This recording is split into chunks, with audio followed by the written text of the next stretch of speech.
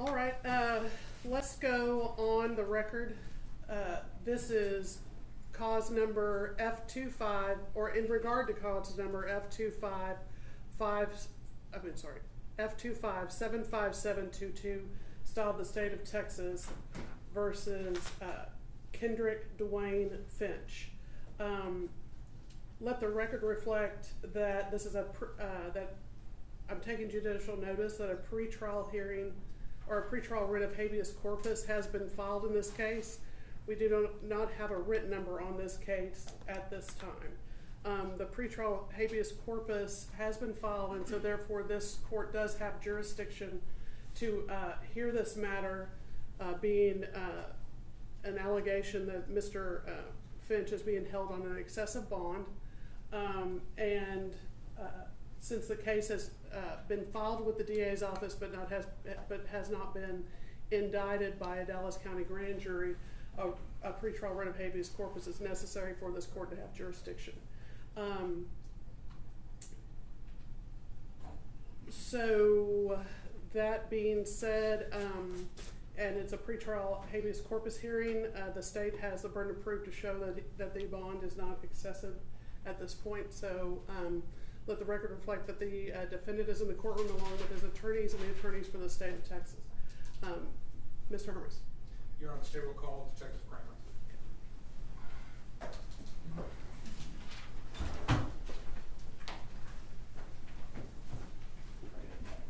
Detective, please raise your right hand. Do you swear or affirm that the testimony that you'll give in this cause will be the truth, the whole truth, and nothing but the truth, so help you God? I do. Okay, have a seat. Before we get started, I want just to make sure that everyone is aware, both the people in the courtroom and also the attorneys. The state of Texas sets out rules for setting the amount of bail in any case. And the things that are to be considered by the court are that the bail or any conditions of bail shall be sufficient to give reasonable assurance that the undertaking will be complied with. The power to require bail is not to be used to make a bailant an instrument, or to make bail an instrument of oppression. The nature of the offense and the circumstances under which the offense was committed are to be considered, including whether the offense A is an offense including violence, or B involves violence directed at a police officer. Number 4, the ability to make bail shall be considered and proof can be taken on this point. Number 5, the future safety of the victim of the alleged offense, the law enforcement and the community shall be considered. Number 6, the criminal history information for the defendant, including information obtained through the statewide telecommunications system maintained by the Department of Public Safety and through the Public Safety Report System developed under Article 17.021 shall be considered, including any acts of family violence, other pending criminal charges, and instances in which the defendant failed to appear in court following a release on bail. Number 7 is the citizenship status of the defendant shall be considered. Additionally, the courts in this state have held that other issues or evidence can be taken on. Number 1, the defendant's work record. Number 2, family ties and ties to the community. Number 3, the defendant's length of residency. Number 4, prior criminal record. Number 5, whether the defendant has previously complied with bond conditions. Number 6, any other outstanding bonds. Number 7, any aggravating offense in the aggravating factors in the charged offense. And other courts have included an 8th factor, the defendant's ability to make bond. So I just wanted to make sure that both parties understand the purpose of this hearing and that the evidence presented conforms to those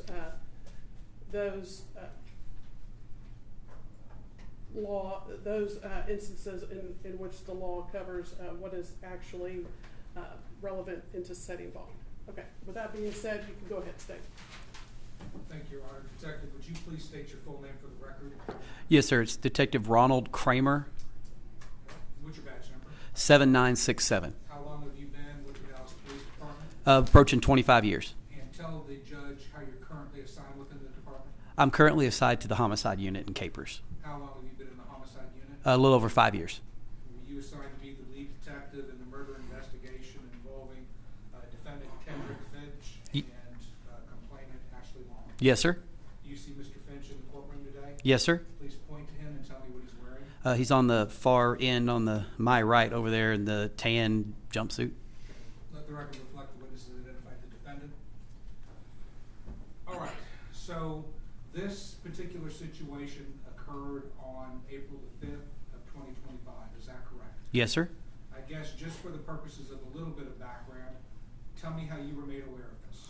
We received a group message, those of us that were on call that night, from our sergeant advising that this incident occurred and that someone had been killed, and we were to respond. Okay.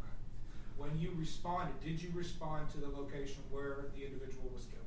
Yes, sir, I did. Was that approximately the 1800 block of Main Street in Dallas County, Texas? Yes, sir. Okay. Was the complainant still on scene? No, sir. Was the defendant or suspect still on scene? No, sir. Were you looking for the suspect? Eventually, yes, sir. We were trying to locate the person that committed the offense. Yes, sir. Did you talk to the personnel at the scene to find out whether or not anybody stuck around to let officials know that they were involved in this situation? Yes, sir. Okay, and who did? There was a single witness that had tried to assist, and then some patrol officers had spoken to some other people that were just kind of hanging around, but had already been let go from the scene. Okay.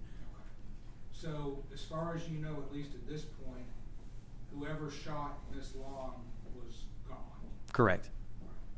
So, just tell the jury, or tell the judge, I beg your pardon, tell her what the scene was like when you arrived. By the time we got there, unfortunately, it had turned into a torrential downpour. So it was raining super hard. Our crime scene people had already arrived and collected evidence, the shell casings, and taken photographs and done their physical evidence collection by that point in time.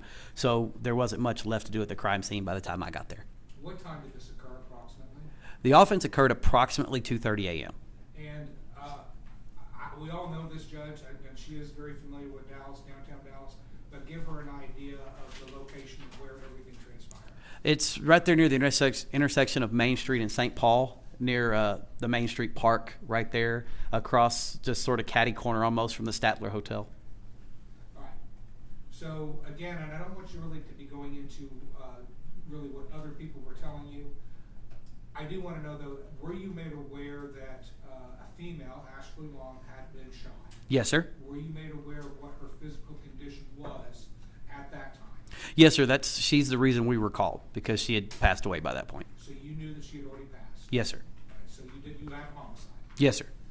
Were you aware of a gentleman by the name of William Kistler? Yes, sir. Tell me what you were led to believe or what you learned to be about that individual. At the time, all I knew is he was with the victim at the time of the offense and that he had been transported to the hospital after being shot. Okay. So you've got Ms. Long who had been shot and you've got Mr. Kistler who had been shot. Yes, sir. Did you believe that there was another gunman involved in this particular situation? Yes, sir. Okay. What was your reason to believe that there was some unknown other gunman involved? Because we had belief that there were shell casings spread out across the crime scene. One at the area where Miss Long and Mr. Kistler were found, and then others that were out in the street in a different caliber. So we had two calibers of guns. So we had at least two shooters. Okay. So at this point, is it your belief that Miss Long and Mr. Kistler were together at the time? Yes, sir. And that there's a third person involved in shooting that is not on scene and is as yet unidentified? Yes, sir. Were you able to determine which gun, well, let me say this, you believe or you come to learn that Mr. Kistler was also shooting? Yes, sir. Do you know what caliber of gun he was shooting? Yes, sir. It was a .40 caliber.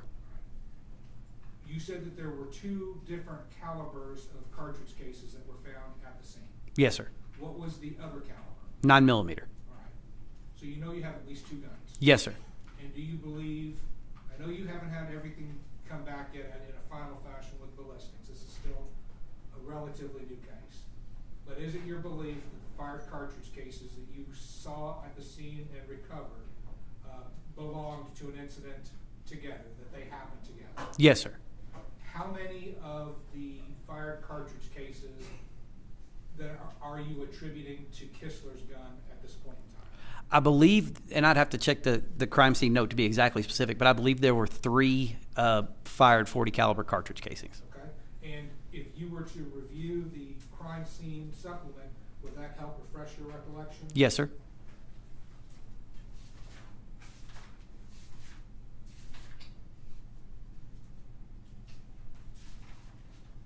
May I approach the witness, Judge? You may.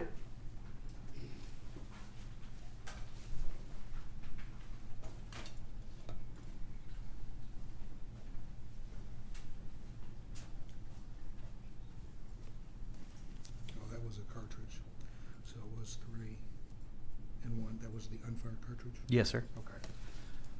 All right, Detective, so based on the crime scene report, there were 3 fired cartridge cases, meaning a spent cartridge, and 1 unspent or live cartridge, full Yes, sir. full bullet, correct? Yes, sir. Okay, that are related to a .40 caliber handgun, Yes, sir.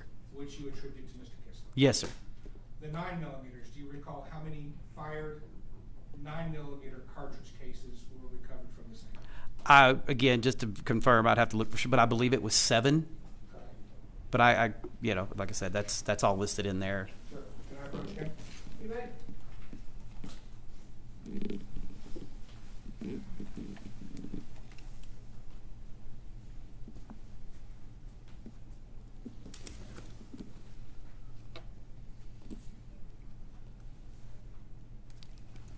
How many do you believe? 8, sir. So 8 cartridge cases from a 9mm, correct? Yes, sir. Did you find a 9mm at the scene?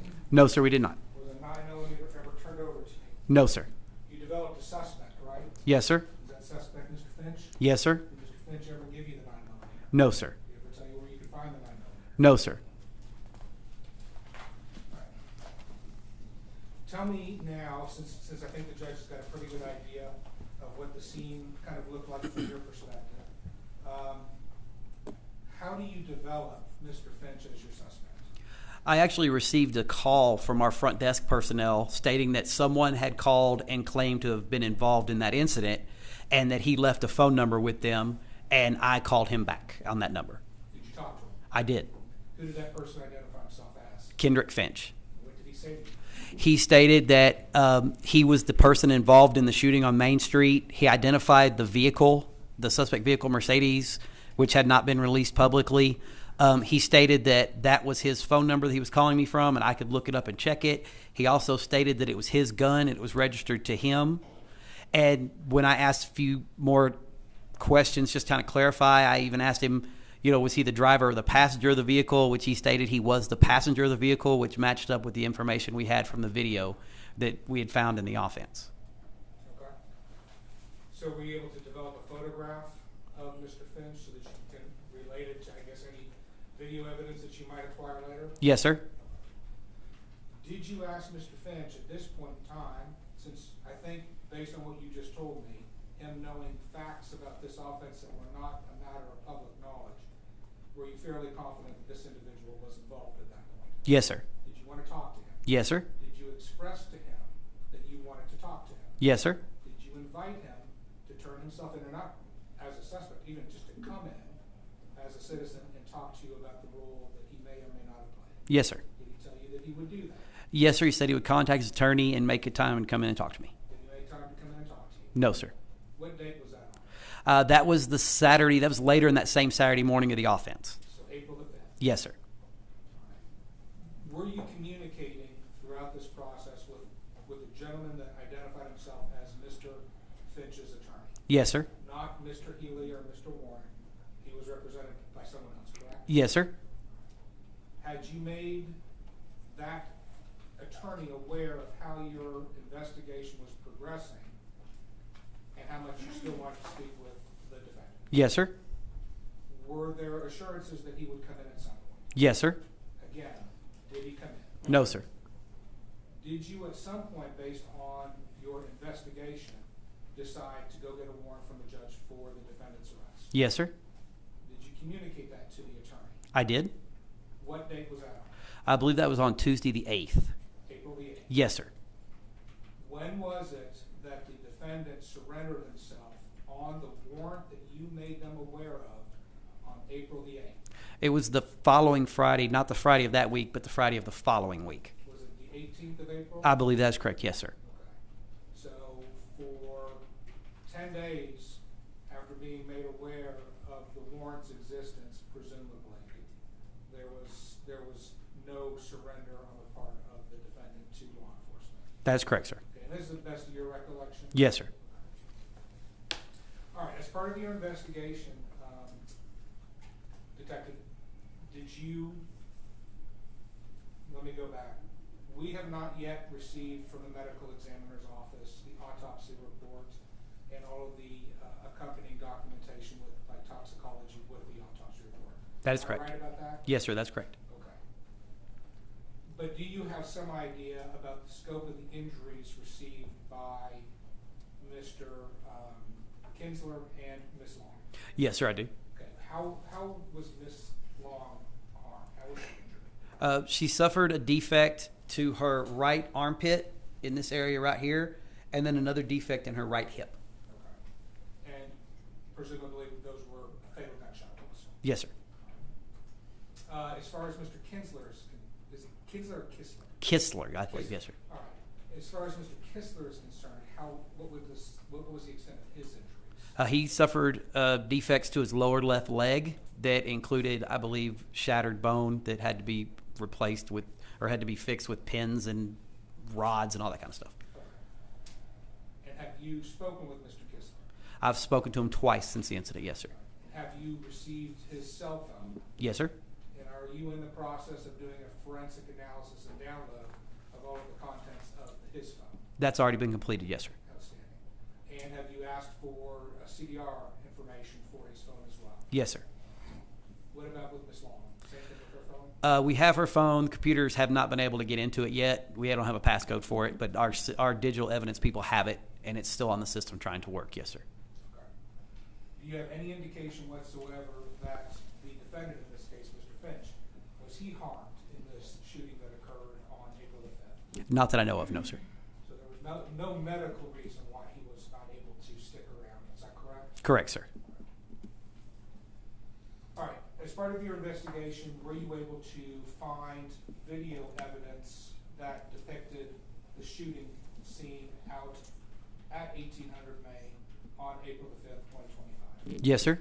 Can I call that the Comerica Bank Building video? Yes, sir. Would that be an accurate description? Yes, sir. Multiple different angles and clips depict or show from their vantage point what happened. Yes, sir.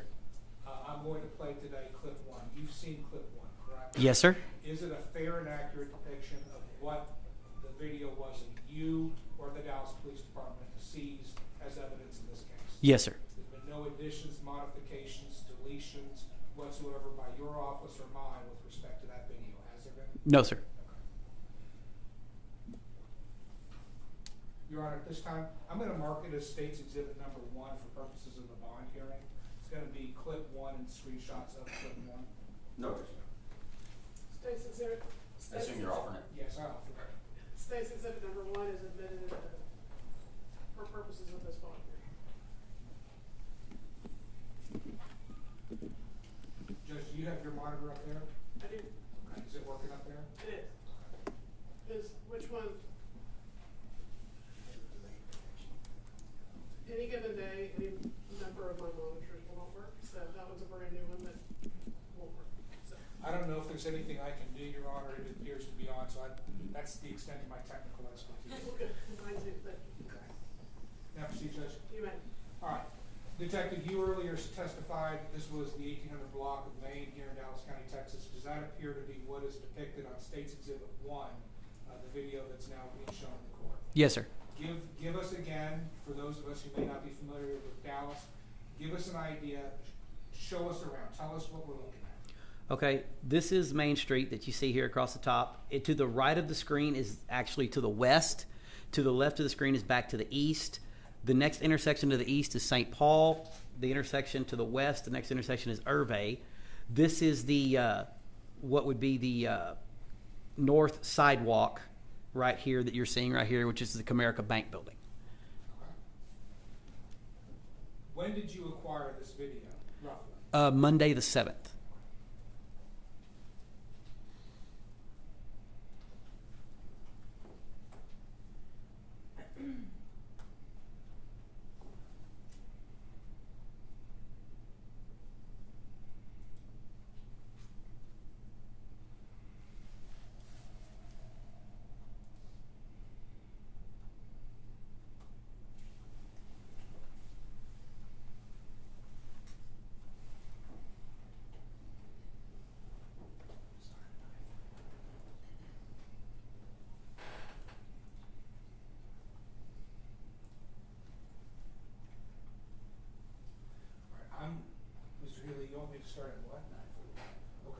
start for my purposes at about 12:23.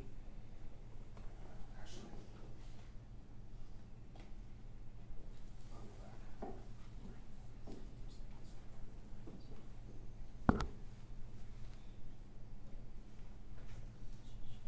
Okay, I'm going to start it from 9:40, and I'll be stopping it, having court reporter every now and then.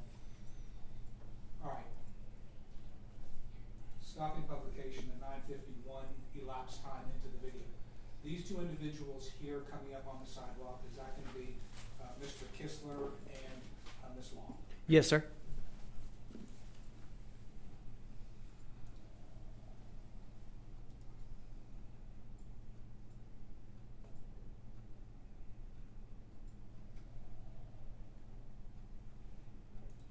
I'm going to pause again. At 10:02 elapsed. Are you seeing cars driving up and down the street? Yes, sir. There was at least two that just passed in that last second, Yes, sir. correct? Yes, sir. You can see people standing on the other side of that street, correct? Yes, sir. What is the, I guess, the zoning of this? Is this, I know we have restaurants on the bottom, but do you have places where people live and work around here? Yes, sir. This is the Millennium Building here, which is basically like an apartment home building, multi-story apartment home building right here. And then on this side is, of course, the Comerica Bank building, which is bank offices and other small businesses, things like that. Okay. And even though it's around 2:30 in the morning, there's still people driving and walking about, correct? Correct.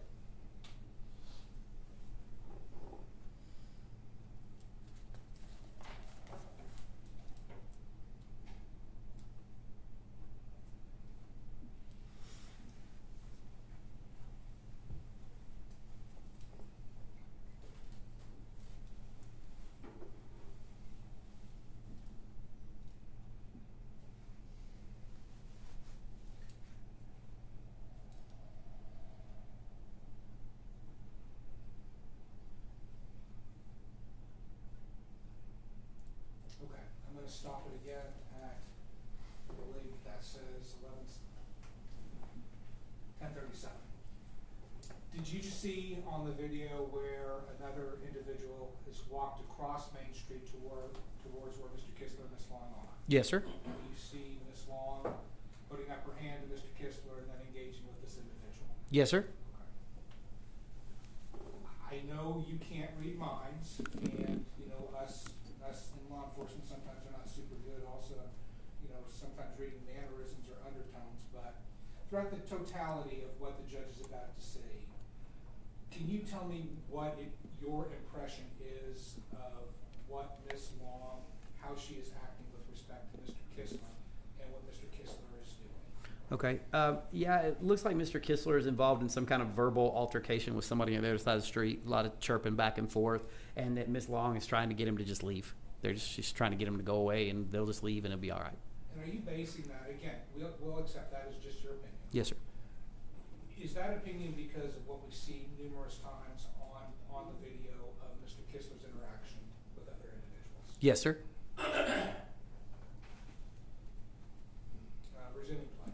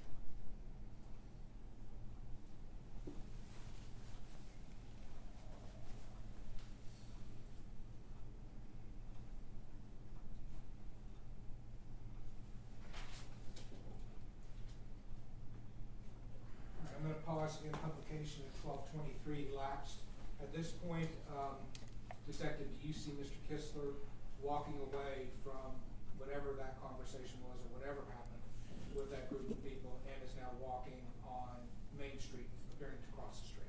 Yes, sir. You see Ms. Long behind him. Yes, sir. Right, you see a bicycle with a person riding a bicycle here. Yes, sir. Right, so again, there's a lot of people milling about. Yes, sir.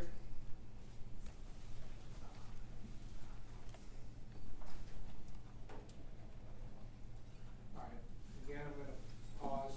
There is a white car coming up on the scene right now. Is that correct? Yes, sir. Can you tell the judge what the importance of this white car is? That's the car that's occupied by the defendant, Mr. Finch, in the passenger seat. Okay. And there's a driver in that car. Yes, sir. Do you know if there's anyone else, or is it still unknown if there's any other persons inside that car? I don't have any idea, no, sir. At least occupied twice now. Yes, sir.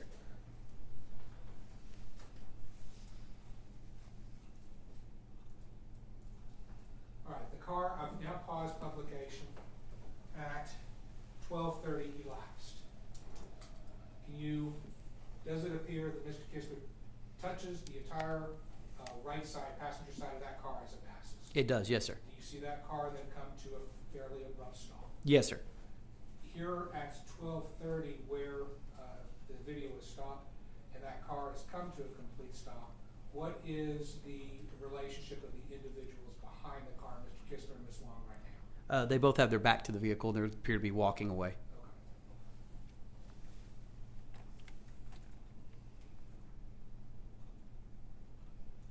Okay. I'm going to pause again at 12:34. At that point, you see Mr. Kistler run up to Ms. Long. Yes, sir. Okay. Based on your investigation, what is the reason that you believe that he has run up to Ms. Long? I believe that Miss Long is in possession of Mr. Kistler's gun. She has it in her purse. And I believe he may be trying to get it out of her purse.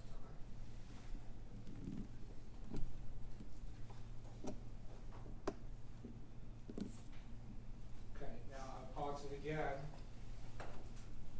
at 12:38 seconds elapsed. At this point, a gentleman has stepped out from the passenger side of that white Mercedes. Yes, sir. Who is that person? That's Mr. Finch. Does Mr. Finch have anything in his hand when he steps out of that vehicle? Yes, sir. He has what appears to be a handgun in his right hand. And how is it that you know that? Because when you look at the video and you're able to slow it down and zoom it in, you can see him clearly get out of the car with the object in his hand, dark colored, appears to be a handgun. So from a seated position exiting the vehicle until the standing position next to the vehicle, Mr. Finch has a gun in his right hand. Yes, sir. It appears so. Keeps it down by his right leg, is that correct? Yes, sir. But it is noticeable, you can see it even from video, much further away than these individuals are. Yes, sir. At this point in time, has Mr. Kistler retrieved his gun? No, sir.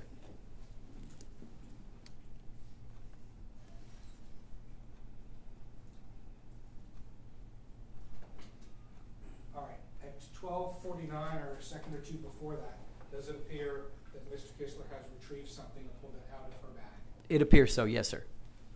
Counsel, I believe it's at 12:40 right now. Thank you. He gets back into the Mercedes, and the Mercedes flees southbound on Irvay. Is that when Finch gets back in the Mercedes? Yes, sir. And you see that from video from a different perspective? Yes, sir.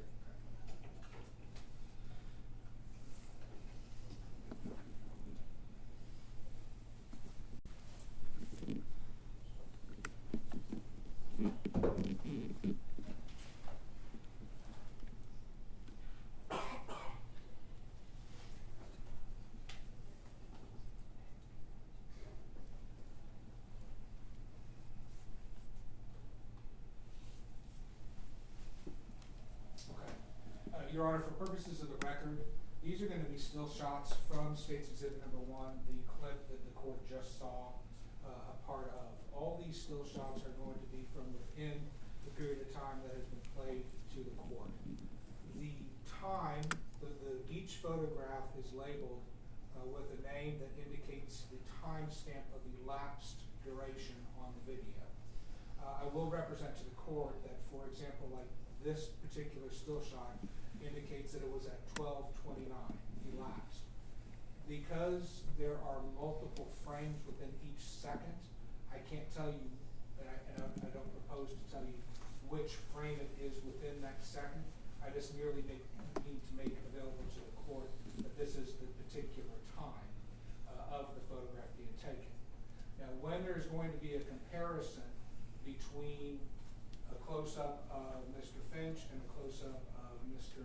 Kistler and Ms. Long, those are going to be at the exact same frame.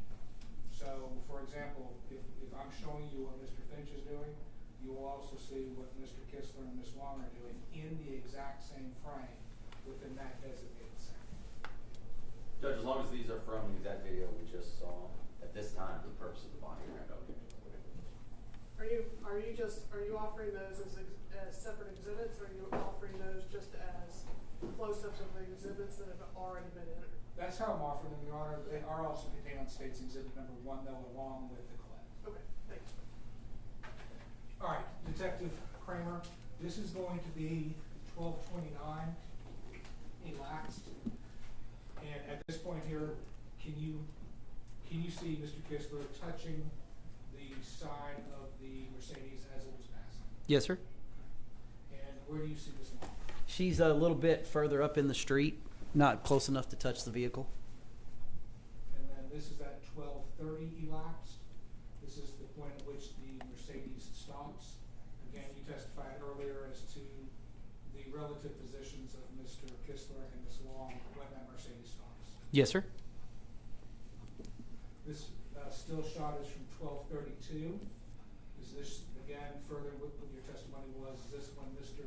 Kistler runs up to Ms. Long? Again, we're guessing to get the firearm that's in her purse. Yes, sir. 12:37, do you see the door to the Mercedes open? Yes, sir. At approximately this time, there's not only the door on the passenger side that the defendant steps out, but the door to the driver's side also opens close to this time as well. Is that accurate? I believe so, yes, sir. So before the shooting started, how many individuals, how many male individuals presented themselves in some manner from that car? It appears to be 2. All right, 12:38A, is that going to be a close-up of Mr. Finch as he exits the car? Yes, sir. And does he have a gun in his hand? Yes, sir. At the exact same frame, is that going to be Mr. Kistler? Looks like his hand in something with Ms. Long. Yes, sir. 12:39A, is this Mr. Finch now standing to the side of the Mercedes? Yes, sir. Do you see the door open on the driver's side? Yes, sir. In the same frame, do you still see Mr. Finch, again appearing his hand is in something? That's Mr. Kistler, yes, sir. I'm sorry, and I keep doing that, and I don't know why, and I apologize. No. But will you do me a favor and correct me every time I do? Yes, sir. So that's Mr. Kistler with his hand in maybe the purse with Ms. Long. Yes, sir. All right, this is going to be 12:40A. Is that again Mr. Finch standing next to the car? Yes, sir. 12:40B. Mr. Kistler again still with the right hand covered, partially by Ms. Long, but also appearing to be reaching for something. Yes, sir. It appears that way. 12:41A. Again, Mr. Finch standing. Yes, sir. Does he still have the gun in his hand? Yes, sir. 12:41B. Does it appear now that Mr. Kistler is pulling something up? Yes, sir. It appears so. 12:41C. Still Mr. Finch standing? Yes, sir. At this point here, at 12:41D, do you see? It looks like something has now come out and is in Mr. Kistler's hand. Yes, sir. 12:41E. Do you see the defendant again with the gun in his hand now coming up? Yes, sir. Do you see Mr. Kistler in 12:41F now with what appears to be a gun in his hand as well? Yes, sir. Are they both kind of walking towards each other at this point? They appear to be moving in that direction towards each other. Yes, sir. Where do you see Ms. Long? She's still behind Mr. Kistler. And I'm just going to say these out loud. 12:42A, 12:42B, 12:42C, 12:42D. Let me go back to know perspective is you can never make this absolute, but at least in these series of photographs, do you see where that gun appears to be aimed? Still appears to be aimed like more down and across the street than actually at Mr. Finch. 1242E.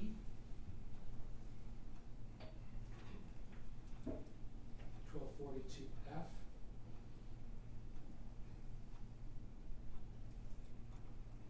1242G. 1242H. Do you see an occupied vehicle just to the left, several feet, but also too close, I would guess, for comfort? Do you see an occupied vehicle right next to these two individuals? Yes, sir.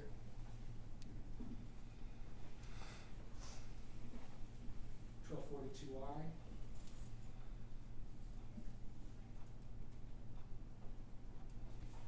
1242J.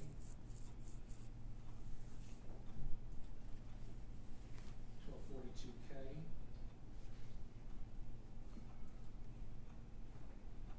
1242L.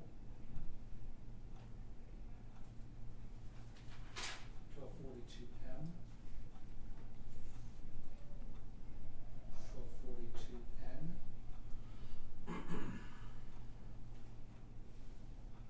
1243A. 1243B.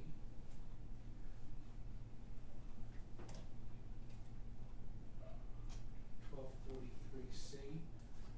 Just in between the photograph from a frame or two immediately before this, do you notice a repositioning in the gun on Mr. Finch? Yes, sir. He's brought it up to an aiming and firing position.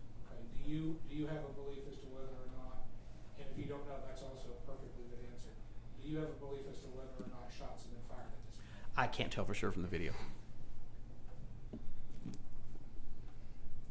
1243B.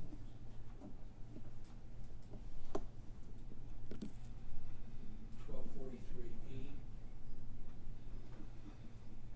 You also see a car now, an occupied vehicle coming up behind Mr. Finch.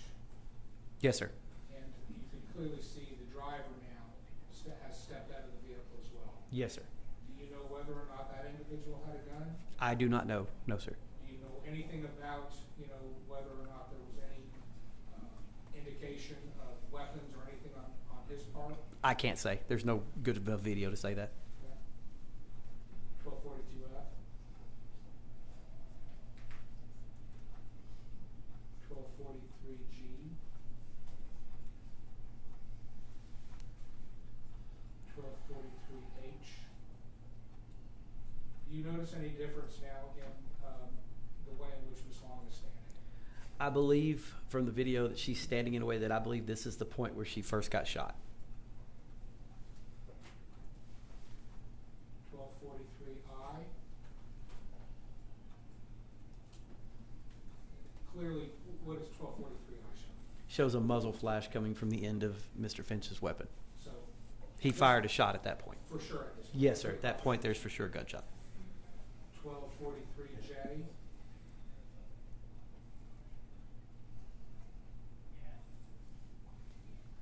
1243K. 1243L. At least at this point, it does appear that Mr. Kistler's gun is aimed. Does it not appear that his gun is now aimed Yes, sir. at Mr. Finch? Correct. Yes, sir. And what is the condition, Ms. Long? She's already starting to lose her balance and fall. My guess is that we can fairly assume that she's been shot by that point. 1244A. Now, do you see another vehicle behind? So at 1243A, again, so the judge has an idea. 1244A, I'm sorry. At least at this point, there's shooting going on, as you believe, right? Yes, sir. And how many cars do you see with their headlights on just in that range from that perspective? From this perspective, there's two, and in the full-size perspective, you can see a third car on the other side. Behind Mr. Kistler, yes, sir. 1244B.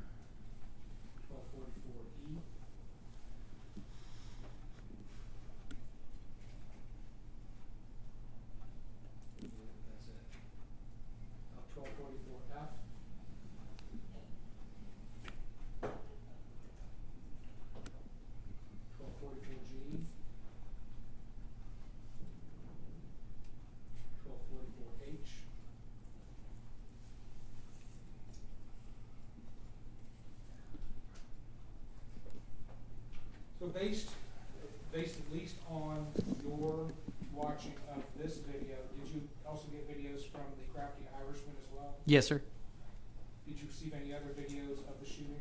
We got people would send in some cell phone stuff after some sort of after the fact kind of stuff, but of the actual shooting itself, I do not believe we obtained any other video showing the actual shooting as it occurred. All right.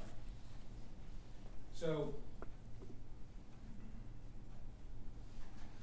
at this point in time, I just want to make sure that I'm aware of chronology that when it comes to, I guess, safety of the community and risk of flight. The defendant, without kicking a dead horse here, he never did turn himself in until after he knew there was a warrant and 10 days later. Yes, sir. Okay. He never did turn in the gun. No, sir. He never has provided you with any details of this particular offense beyond what he told you just in your cursory call. Correct. The defendant was the first one to step out and present a firearm, but at least based on our view of this video, correct? Yes, sir. Based on what we see on the video, that's what it appears. Do you have an opinion as to who shot first? I can't make an opinion based on that just because now I can tell you Mr. Finch's gun was pointed in Mr. Kistler and Miss Long's direction, and she had started to fall prior to what appears to be Mr. Kistler directing his gun at Mr. Finch. So to go out on an assumption, I would assume that Mr. Finch fired first. Okay. And we accept that that's an assumption. Yes, sir. And there's no doubt about it, this is a busy area with real living people who are walking and conducting their lives. Yes, sir. Was there damage from both of these guys to buildings and vehicles or doors or whatever? The Millennium Building had a couple of windows that had bullet holes in it. Yes, sir, into their office area.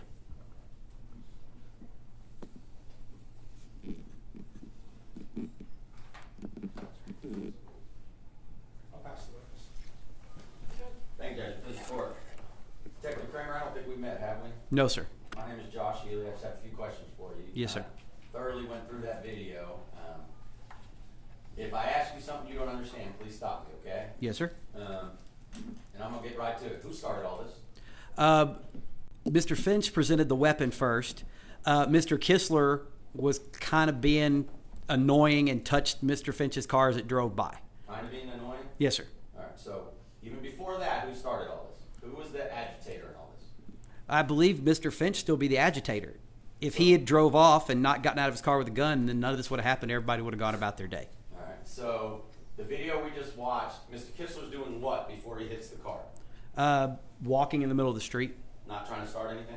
Oh, he was involved in an altercation with an unrelated person at the Crafty Irishman bar across the street.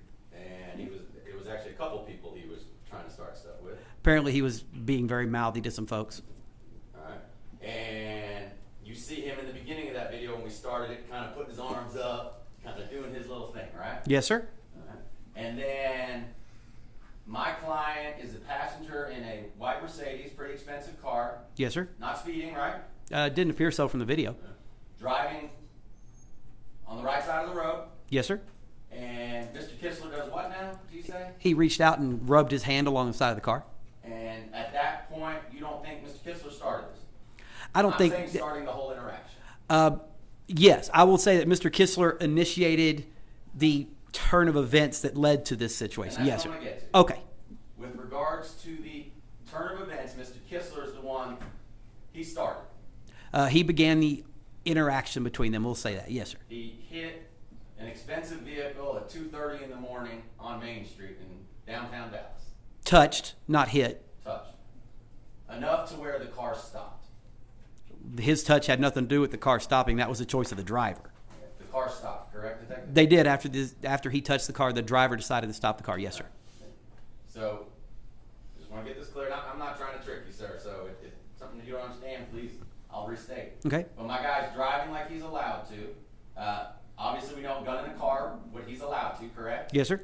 And somebody, you say touch, brush, hit, somebody does something to the car that then the vehicle stops.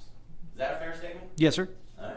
And at that point when the vehicle stopped, and I'm not going to go through the video again, the judge has seen it a couple times, and the DA went through it and then did stills of it.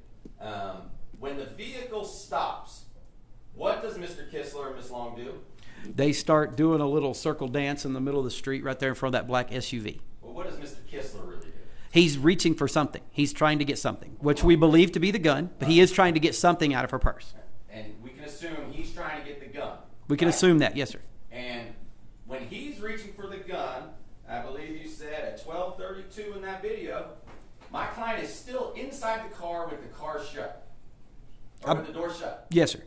So, we got the guy who's agitated starting fights in the middle of the street. Mm-hmm. We got the guy who hits, brushes, does whatever to the car. And then my guy's car stops, and Mr. Kistler decides, I'm going to get the gun.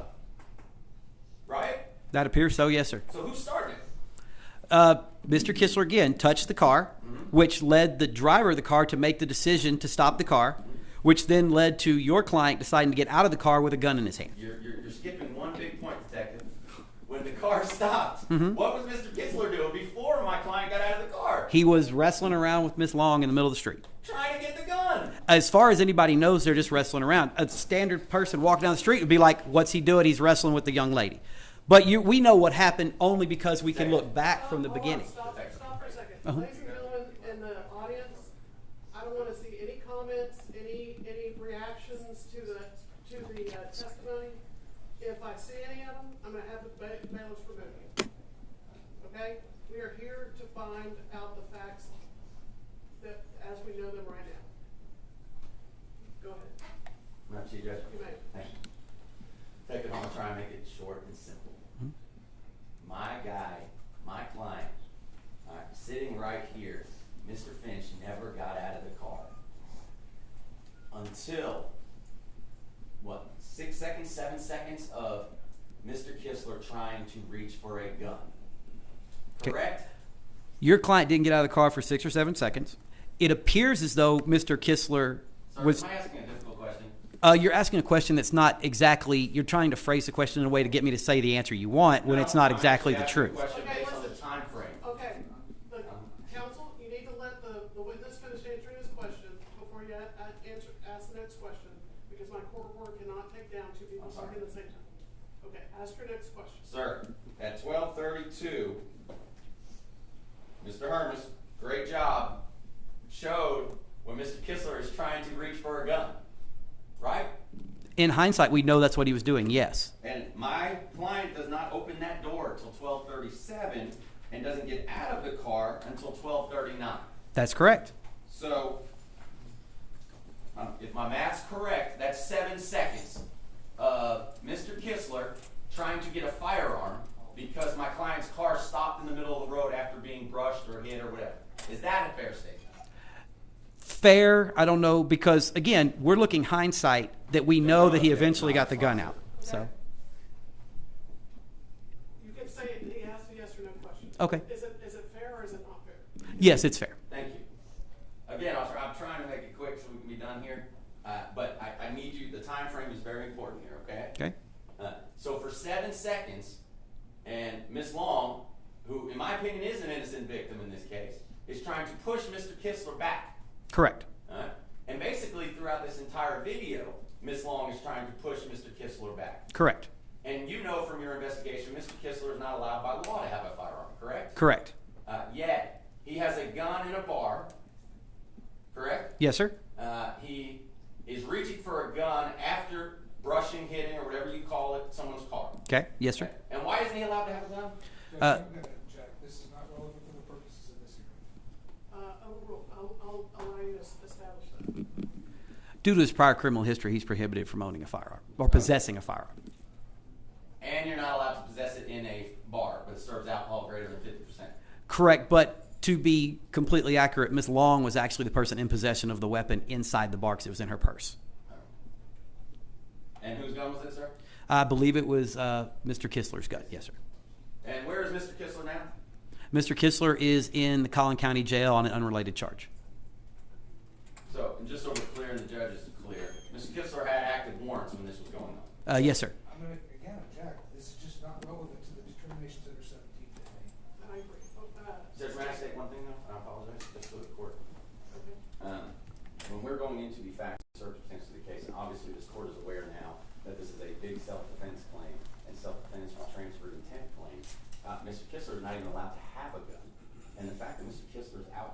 with 2 active warrants trying to start fights on the street, then hitting another car, then pulling out a gun before my guy gets out of the car is highly relevant to the facts and circumstances of this case. Okay, I now know that he's in the Coleman County Jail. I now know that he cannot possess a gun. I now know that it was in her purse, so I understand all those things. Ask your next Fair question.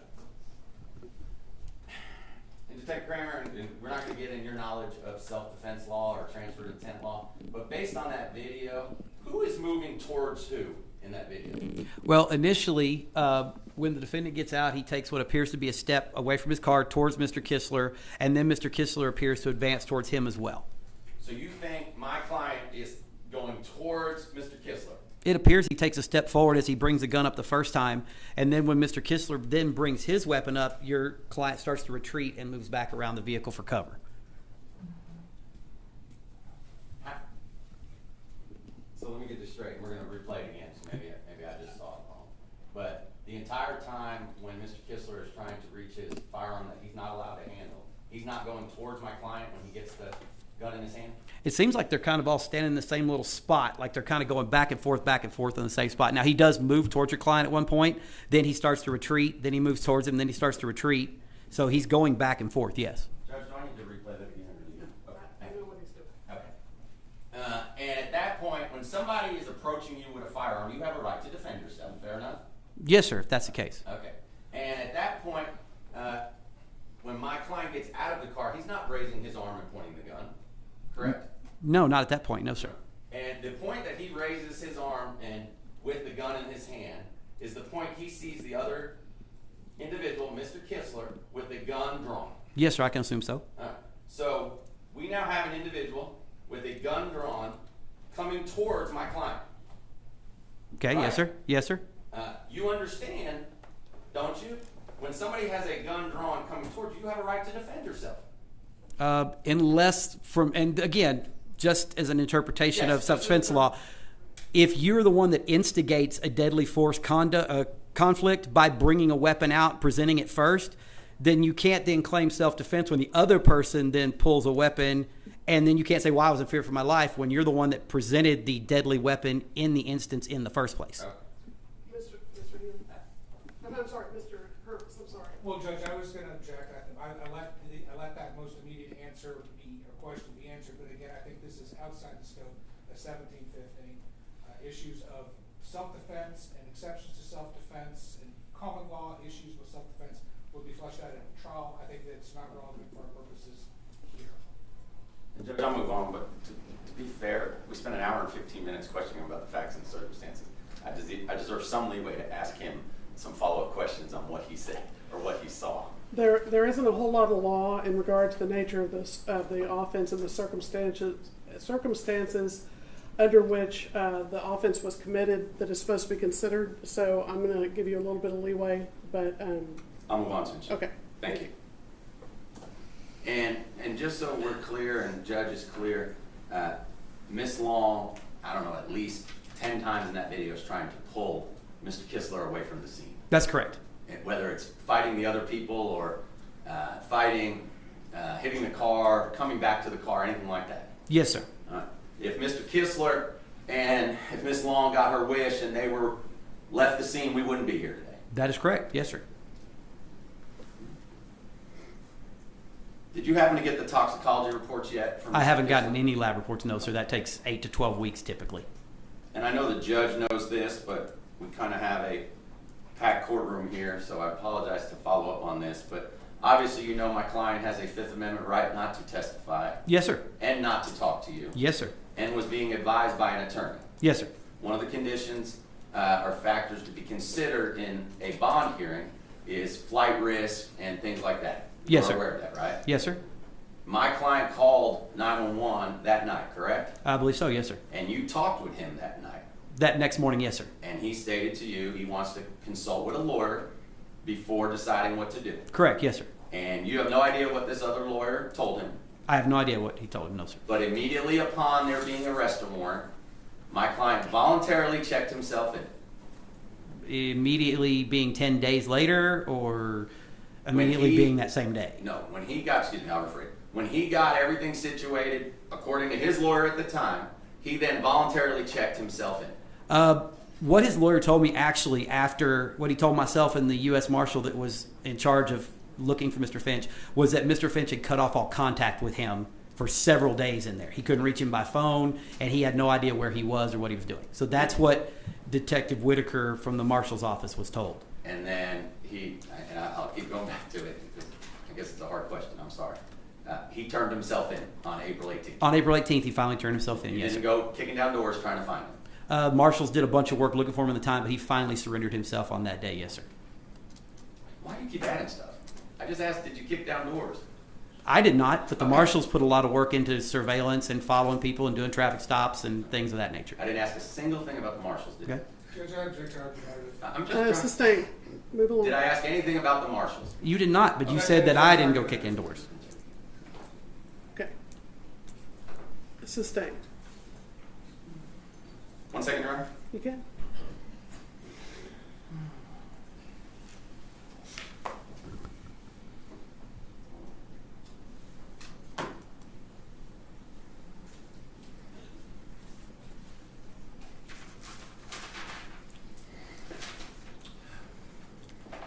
When you interviewed Mr. Kessler, he wasn't truthful with you, correct?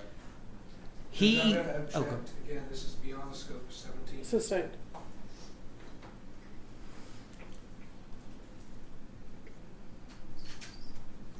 And the reason I'm sustaining that is we've moved past the offense and into the investigation.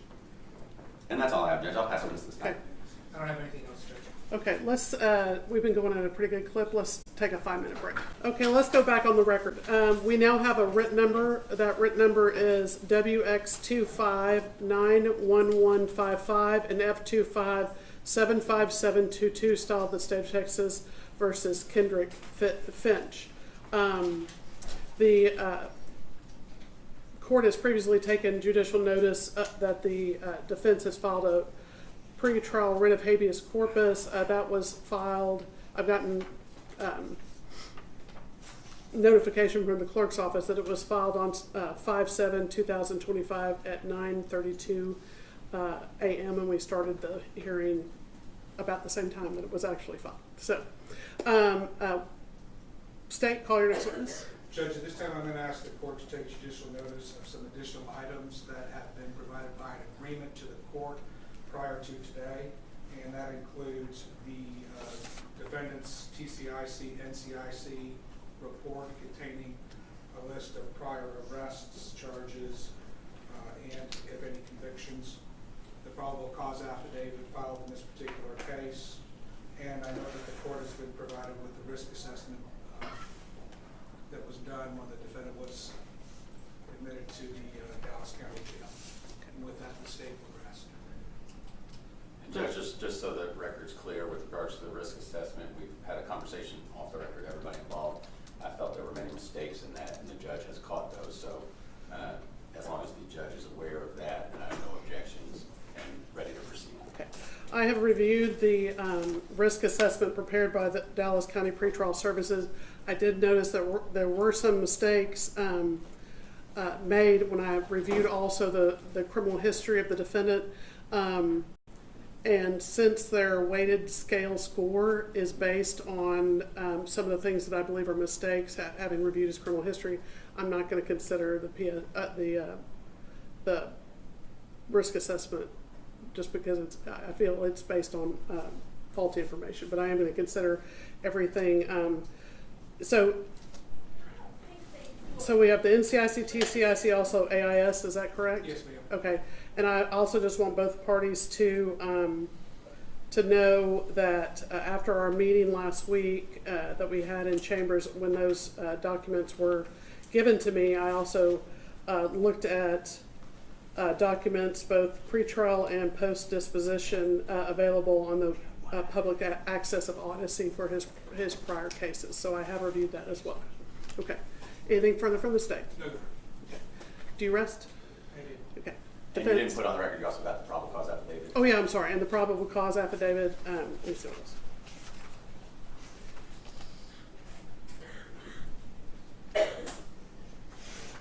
And then also the AIS report. Thank you. Okay, thank you. Judge, this time we'll call Cynthia Finch.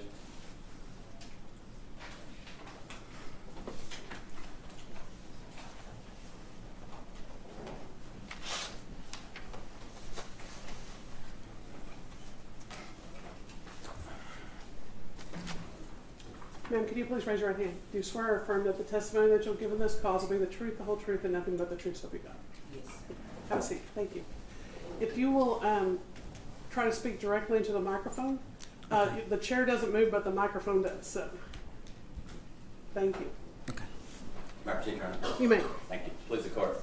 Ma'am, if you could please state your name and spell it for the court reporter. Cynthia Finch, Cynthia, Finch, Finch. Now, you just witnessed about an hour and a half of testimony. I promise this is going to go a little calmer, okay? Okay. Tell me, ma'am, who is sitting to my far left here? Kendrick Finch. Who is that to you? My son, And how old is he? 34. Do you have any other children? Yes. I have 2 boys and I have custody of my granddaughter. 2 other sons in custody of my granddaughter. How old are they? 36 and 33. All right. And do you work, ma'am? Yes. Where do you work? At GAR, That could mean a lot to me. What is GA? Garland Auto Recyclers. All right. And what do you do there?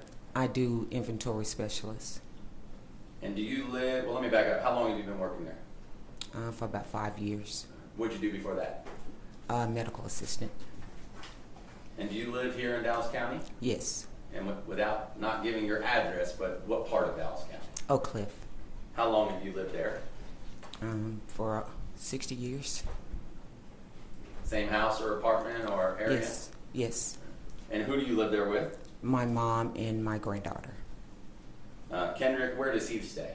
He has his own place with him and his girlfriend. Is his girlfriend here today? Yes. And what is her name? Ariana. And where do they stay? Are they in Dallas County as well? Yes.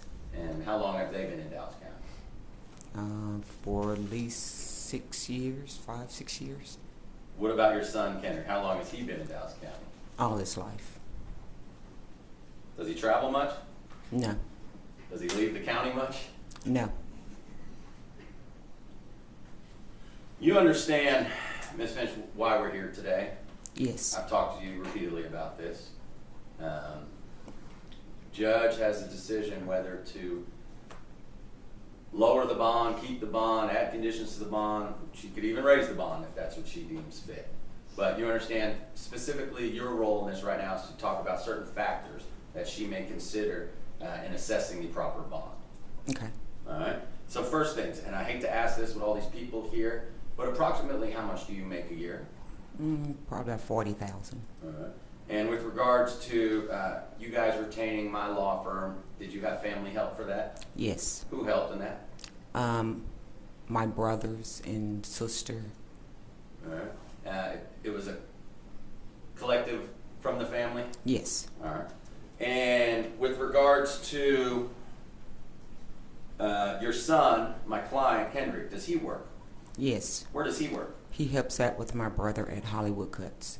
Hollywood Cuts? Yes. I assume that's a barber shop. Yes. How long does he do that? Like, how many hours a day? Monday through Saturdays, and the hours varies, like 10 to 6. So 6 to 10 hours a day? Yes.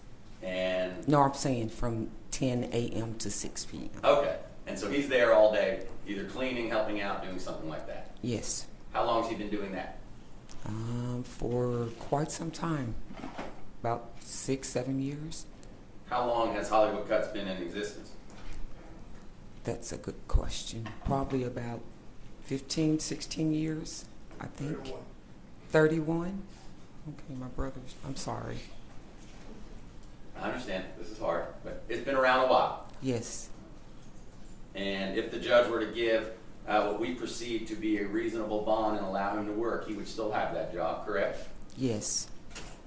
And if the judge were to reduce that bond, would you do everything in your power to make sure he can abide by any and all conditions she sets? Most definitely. I know this is a weird question, but we have to ask. Your son's a U.S. citizen, correct? Yes. Born and raised here in Dallas County. Yes. He has, with regards to criminal history, a deferred adjudication for a burglary of a habitation, but no felony convictions. No.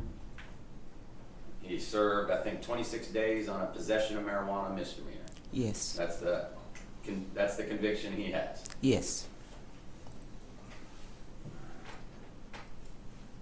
with regards to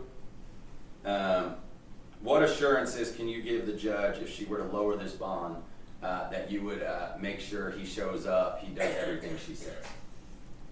My assurance is everyone that is here for him today is a guarantee that he's going to be in court, because we stand behind him and we're going to make sure he do what's right.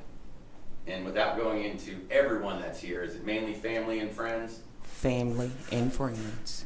And I've met a lot of them today for the first time, but this is everybody who's in his corner. Yes.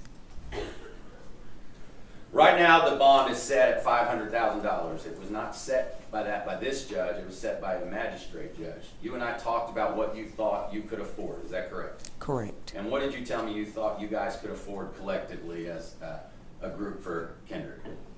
100,000. And you understand with 100,000, if the judge were to lower it to that, I can pretty much guarantee she would force him to wear an electronic monitor. Would you have any problem with that?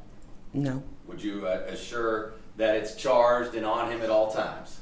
Most definitely. With his girlfriend, I assume, and brothers and everybody else involved? He can't stand a chance with us.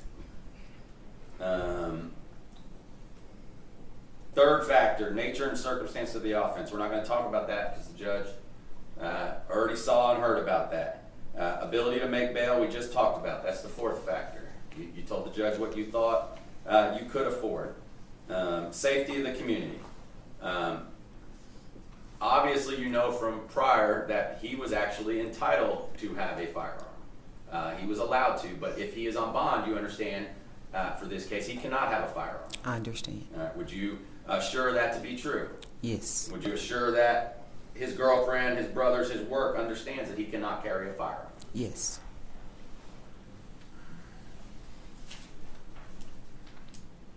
We talked about criminal history, and we talked about him being a citizen. Other factors, his work record. He's worked steadily for 6 years, you said? Yes. Family ties besides you, and who else is in the family in the area here that is in his corner? His 2 uncles, well, 3 uncles, his aunt, his aunt, his 3 uncles, our church family, my family. Everybody sitting here? Yes. At least 20 or 30 people? Yes. And would they all help in making sure he abide by any and all conditions the judge were to assess? Yes. He's lived here his entire life. Yes. His girlfriend's house is in Dallas County as well, correct? Yes. Criminal record, we talked about that. Previously complied with any bond conditions. Yes. Doesn't have any outstanding bonds or anything like that. No. And judge has already heard from the facts, about the facts of the case. Yes. Anything else you want to tell the judge, not with regards to the facts, but with regards to why she should lower this bond here today? I feel you should lower his bond because I don't want to go into his character, but he tried to do the right thing from the very beginning, but he was instructed not to by the attorney that he had at that particular moment. So he's not a flight risk, and he will abide by the rules and regulations that you set aside for him. And he, in fact, called 911. Yes, he did. And I wasn't that attorney that was giving advice. That's correct. But that's the reason, and what you told me in the hallway is he was checking himself in. Yes. Thank you, ma'am. I'll pass the witness. State. Thank you, Your Honor. All right, Ms. Finch, my name is Jason Hermes. I'm sorry to meet you under these circumstances, but I do thank you for being here today, okay? You're welcome. All right. It sounds to me like in your conversation with Mr. Healy, you and your son have a close relationship. Yes. You talk a lot. Yes. You're involved in his life. Yes. It sounds like you still keep tabs on him like every good mom does. Yes. With their kids. Yes. Let's talk about April the 5th. I'd like to, since you have that kind of a relationship with your son. First of all, whose car was your son the passenger in? I don't know, sir. You don't know that. I don't know that person. Who was the man who was driving that car? Who was your son with that night? I do not know. You don't know that. No. Now you understand, Ms. Finch, that you are under oath. You must tell the truth. Yes, I do. So you've talked about this relationship with your son, and how close you are, and you've told this judge about how you're going to be able to keep tabs on him, so forth and so on, giving this judge a sense of calm and security and peace of mind. But here we have the very first thing that I'm talking to you about. You don't know whose car he's in, you don't know who he's with. No, I do not. All right. When you saw that person, I know that it's not very clear where the driver is on camera, but did you recognize the person who got out on the driver's side of that car? No, I did not. Have you spoken to your son since he made you aware of what happened? Have you spoken to him about this situation? Since April the 5th? Yes, ma'am. Yes, I have. All right, so what did he tell you? He told me what transpired. Tell me what he told you. He said that he had got into an altercation downtown and someone had passed away. So I went to look for myself and I told him, you need to call the attorney. He said he did. He said he had already called 911 and he had tried to speak with the detective. That's great. And I appreciate that, but that's stuff after the fact. I mean, he didn't just tell you that he was involved in an altercation, someone passed away. I mean, if a mom hears that, you're going to have questions. What questions did you ask him? What did he tell you? I asked him. Details. I asked him what happened. What happened? What did he say happened? He said that someone pulled a gun out on him Okay. and he shot in self-defense. Okay. And someone else was killed and one was injured. Okay. What else did he tell you? That's pretty much it because he kept trying to reach out to 911 and the attorney. Okay. He would have no reason to lie to you, right? No, So what he is telling you in confidence is that someone pulled a gun on him and he shot in self-defense. correct. That was it. Did he have any other reasons for shooting other than in self-defense? No, What did he tell you that the other person was doing? acting erratic, Okay. jumping around. Did your son tell you that he was the first one out of the car with a gun? No, he did not Let's talk about the gun. Why does your son have a gun? because he can possess one. He has. Absolutely. Everyone can possess one. Mhm. I'm asking you, though, you know your son.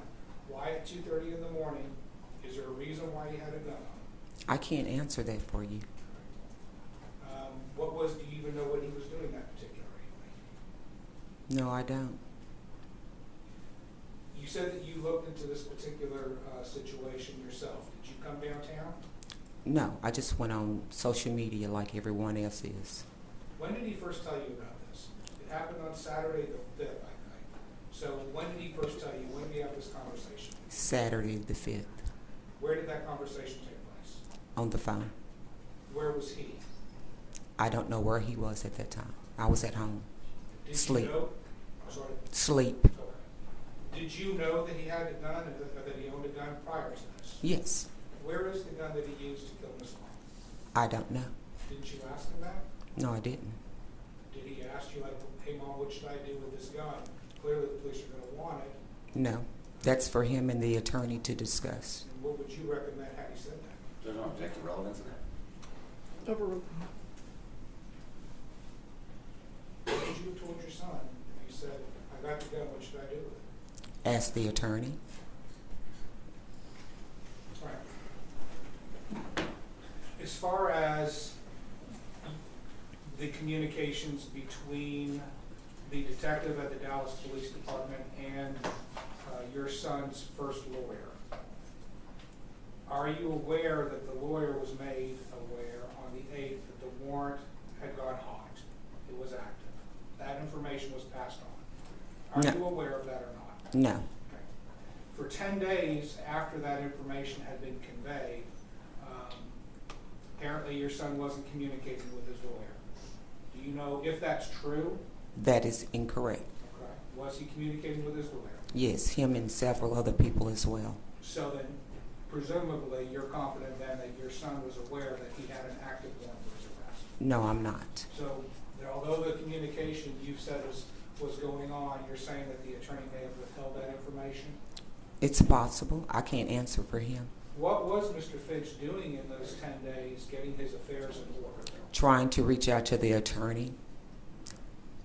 They had discussions and he told him to wait. So that's what he was doing. I called every day, all day. Have you talked to the attorney? He said he hasn't called me back. I've texted him. He won't call me back. And what was he trying to communicate with his attorney about? To turn himself in. So To he come did- with him to turn himself in. So he did know that there was a warrant for his arrest. No, he was turning himself in because he knew he was involved. To come and speak with the detective. That's what I mean. Your son, you said he works at a barber shop. It looks like he works a lot of days, and it looks like he works a lot of hours. He indicated on some of his booking paperwork or his assessment paperwork that he is self-employed. Is he a self-employed, like a contractor with the barber shop? Yes. How much money does he make? I don't ask that question. I don't know. The number that's on the documents indicates $7,000 a month. Does that sound accurate? I can't answer that question. I don't know. So is there any reason why you would dispute that that is what Mr. Finch is indicating his monthly income to be? I can't dispute it because I don't know. Okay. And Mr. Healy, and I know Mr. Healy, I've known Mr. Healy for 25 years. We were prosecutors together. He's a fantastic attorney. He was talking to you about some of Mr. Finch's priors, his history, right? Yes. Now, you understand that your son, he's run from the police before. You know that, correct? No, I don't. You're unaware of, in 2006, for him being arrested for evading? No, I'm not. You didn't know that? No. Let's talk about, you mentioned the burglary of the habitation. He did serve a 5-year, I think it was a 5-year probation on that, right? Yes. And are you aware of the facts of that particular case? No. Do you understand that there was a gun found on him in that particular case? No. And are you aware that there were motions to revoke him from that probation filed by the state that were not granted or they were withdrawn? Did you know that? No. Are you aware that he was unsuccessfully discharged from that probation? I was unaware of that. Was he also, I'm going to ask you to correct me if maybe my records are wrong, but he was also on a probation for felony possession of marijuana. Am I right or wrong about that? I believe so. And then, of course, we did talk about the misdemeanor, possession of misdemeanor marijuana as well. These occurred, though, like those offenses, that offense with the marijuana, that occurred during the term of his probation, correct? I don't know that. All right, well, I do want to talk about, there was also an arrest for, it was originally filed as an assault family violence. Are you aware of that from 2014? Yes, that was dropped. Well, it was reduced to a disorderly conduct, I believe. But are you aware of that particular instance? Yes. And in that particular incident, there was some talk about him having to go to his granny's house, and the altercation occurred going to his granny's house. Can you fill me in on what was he living with his grandmother at that time, or was he living with you? No, he had his own place. And you're not arguing with me that on the night that this happened, he did not actually physically turn himself in to law enforcement or make himself available for actually any kind of questions whatsoever. You agree that that's correct, right? That is correct. And you don't know where this gun is right now? No, I don't. Do you have any idea who might know where that gun is? No, I don't. If you were to come into possession of this gun, would you let us know? I would let his attorney know.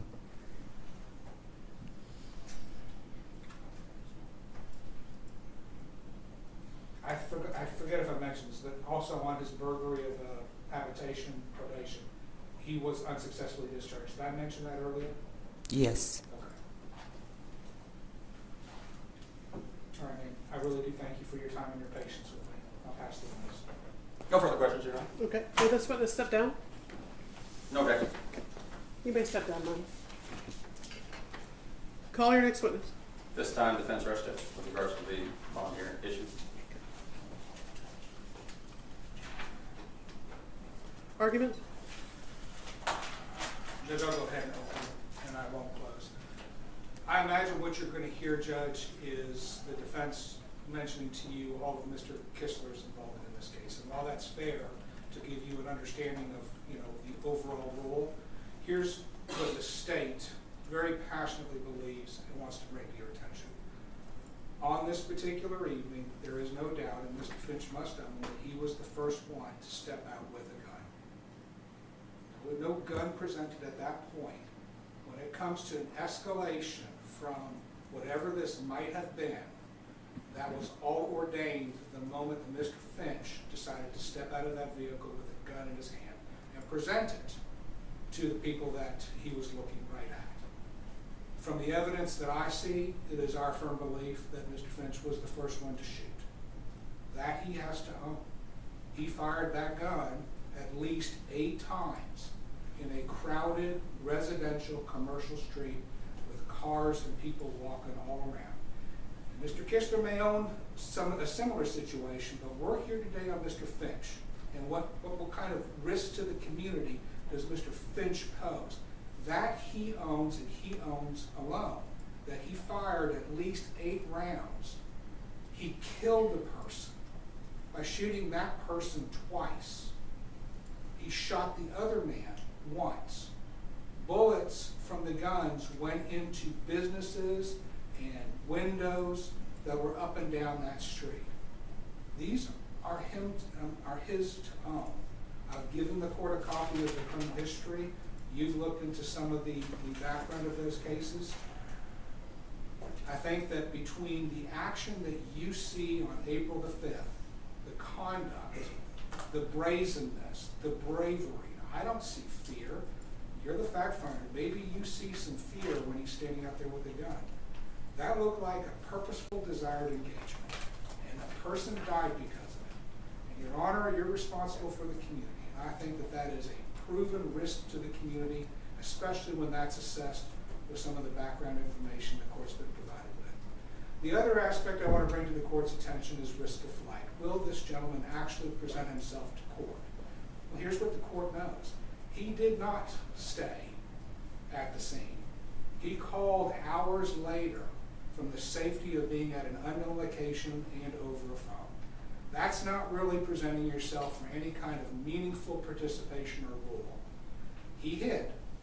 And then after he was made aware that there was a warrant for his arrest, where a judge had commanded him to be seized, he hid out for another 10 days. I believe that this is a proven indication of flight risk, plus his past is indication that there seems to be a propensity for that kind of behavior. For these reasons, Your Honor, I think that the bond set by the magistrate was appropriately set. We ask the court to keep the bond at $500,000. If the court should consider lowering the bond, I would beg the court to make sure that every condition upon a bond possible for the safety of the community, for the safety and security and peacefulness of the victim's family be taken into consideration. Please, the court. Judge, obviously you know Mr. Hermes and I are friends. We've been doing this a long time, but I think we are viewing this case with 2 completely different perspectives. And addressing the facts of the offense first, I'm not going to harp too much. The judge has seen the video. You've been around. You understand that this is going to take this being in front of 12 people deciding if this was self-defense, defensive third person, transferred intent. But here's what we know for sure. We know for sure Ashlee Long would be alive today except for William Kistler. William Kistler is the one who started everything that night. It showed in the video. It shows his actions, how he was acting. We don't have the toxicology report yet of these 2 individuals, but I can bet where that's going to end up. He's trying to fight random people on the street, and then my client's car, driving by at a normal rate of speed, gets hit, so he stops. And Judge, may I approach, or at least, he stops, and for at least 7 seconds, and I want the court to be aware, 1 Mississippi, 2 Mississippi, 3 Mississippi, 4 Mississippi, 5 Mississippi, 6 Mississippi, 7 Mississippi. My guy's car does not open. And what is Mr. Kistler doing the entire time? Trying to get that gun out. And do we know if that gun was out when his body was turned? No, so I'm not going to argue that. But what I do know is my client never gets out of that car except Mr. Kistler is reaching for that gun immediately. And my issue with all that, and this is the reason why I wanted to approach Judge, and God bless the detective, we'll have a nice chat when trial comes, but if you watch that video, Mr. Kistler, when he's fighting around trying to get that gun and finally gets it, goes like this towards my client. And when he takes those steps towards my client has every right under the law to defend himself. So when you're looking at the facts and circumstances of the case, Judge, we're looking at a $500,000 bond right now for a very in question self-defense case in my mind.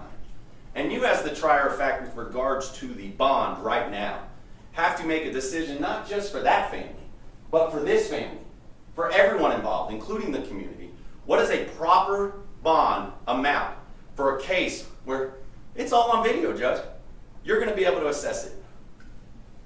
So looking at the facts, Judge, I would suggest just on the facts alone, the bond is preposterous at $500,000. Especially the way murder cases are handled in Dallas. This is not a capital murder case, but adding the facts together with this, with regards to the community safety standard, there are many things the judge can do to ensure the safety of the community. So we're going to start with reasonable assurance that it'll be complied with. Number one, he's never not shown up. He's the one that called 911. And you know what? I let Mr. Hermes ask about attorney-client conversations with his prior attorney, but we can't get into what his prior attorney told him. The jury will hear about that at some point. But right now, he listened to his attorney. Yet, before talking to attorney, he's the one who called 911. After talking to an attorney, he's the one who comes and checks himself in. Was it days later? Yes. Did he run? No. That's a ridiculous argument. If he wanted to run, he'd be out of here. He checked himself in. They didn't come storming and arrest him. He turned himself in. So he calls 911. He turns himself in. Can't be an instrument of repression. I've addressed that, $500,000. Nature and circumstances of the evidence, we've addressed that. Ability to make bail. With regards to everybody here, what we're asking for, as his mother said, $100,000, they would have to come up with at least $10,000 to $15,000 cash to make bail on that. I don't feel that is unreasonable in asking for that, being that I know the judge can assess and will assess if she lowers strict conditions, including an electronic monitor, including potential hours where he has to be on house arrest. Safety of the community, again, you've heard from his mother who talked to you about how everybody will be on him to make sure he doesn't mess this up. Everybody who is in relation to my client understands the ramifications of what we're doing here today and understands this is going to have to be settled in front of 12 people. And when that time comes, they're going to be here for him and they're going to support him, but they want to support him and let him realize they're here for him at all times. Criminal history. I guess being arrested is cause for criminal history, but my client is not a convicted felon. The individual who started this is a twice convicted felon who couldn't have a gun. My client is allowed to possess a firearm. The individual who was reaching for his gun for 7 seconds is not allowed to possess a firearm. So when we talk about criminal history, he had a burglary of a habitation deferred. He was unsuccessfully discharged. I went and checked. The court can check. I think the court did. He owed some money and some community service hours. That's what that was about. All right? But he was not convicted of it. So he spent 24 days in jail on a possession of marijuana. That's his criminal history. That's what he's been convicted of. We know that he's a U.S. citizen. And then the other court factors. Work record. He works all day, 6 days a week. Family ties. There's at least 30 people in the crowd here, family and friends, all live in Dallas County. Lived here his entire life, another factor to consider. Criminal record we talked about. Previously complied bond conditions. Obviously, if there was some problem with bond conditions in the past, you would have heard from it. I promise you Mr. Hermes would have brought it to you. No other outstanding bonds. This is all he's got.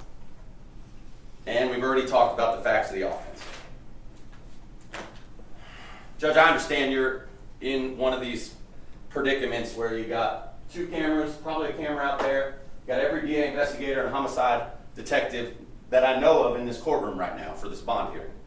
You also have a grieving family, but you also have this grieving family, who after seeing that video, and what I suggest after the court seeing that video, understands that there is at least, at a minimum, a severe problem in this case. Factually, that's going to need to be determined by a jury of his peers.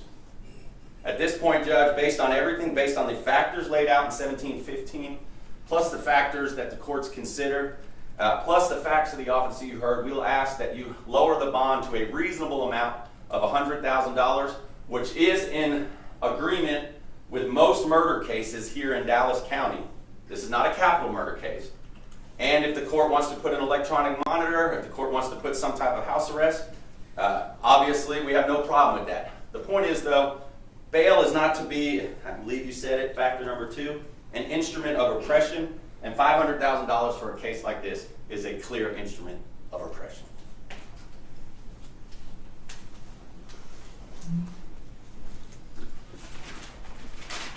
You still have the right to close, Mr. Hermes, even though you said you wouldn't.